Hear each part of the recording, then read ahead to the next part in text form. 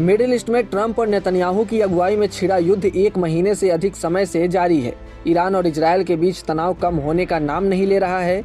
सिर्फ बयानबाजी और युद्ध रोकने के दावे ही नहीं बल्कि गोलाबारी भी लगातार बढ़ती जा रही है, जिस वजह से होर्मुज जलडमरू मध्य में सप्लाई रुकने का असर दुनिया भर के देशों पर पड़ा है।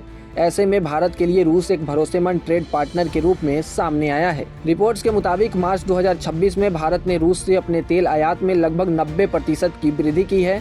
मीडिया रिपोर्ट्स के अनुसार फरवरी के मुकाबले मार्च में रूस से कच्चे तेल की खरीद बढ़ी है, जबकि पश्चिम एशिया से सप्लाई रुकावटों के कारण देश की कुल कच्चे तेल की खपत लगभग 15% कम हुई है।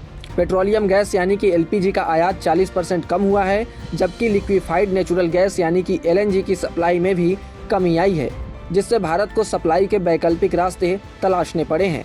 दिसंबर 2025 से फरवरी 2026 तक आयात सुस्त रहा, लेकिन अमेरिका द्वारा दी गई 30 दिन की राहत के बाद रूस से तेल की खरीद में तेजी आई। इसके साथ ही भारत ने अंगोला, गैबोन, घाना और कांगो जैसे अफ्रीकी देशों से भी कच्चे तेल का आयात बढ़ाया।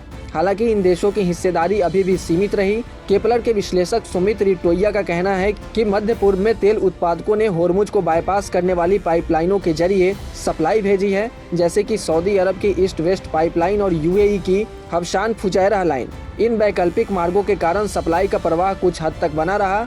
रिटोइया ने कहा कि रूस से आयात अप्रैल में भी जारी रह सकता है और ईरान के साथ वेनेजुएला से संभावित अतिरिक्त सप्लाई जोखिम कम कर सकती है। इसी बीच मीडिया रिपोर्ट्स के अनुसार कतर एनर्जी द्वारा घोषित फोर्स मेज्योर और होर्मुज रुकावटों के कारण कतर से एलएनजी आयात में 92% की भारी गिरावट हुई है। एलपीजी में कमी को घरेलू उत्पादन बढ़ाकर और औद्योगिक तथा व्यापारिक उपभोक्ताओं को सप्लाई सीमित करके संभाला गया। इससे भारत के 33 करोड़ से अधिक घरेलू उपभोक्ताओं के लिए एलपीजी की पर्याप्त उपलब्धता सुनिश्चित की जा सकी।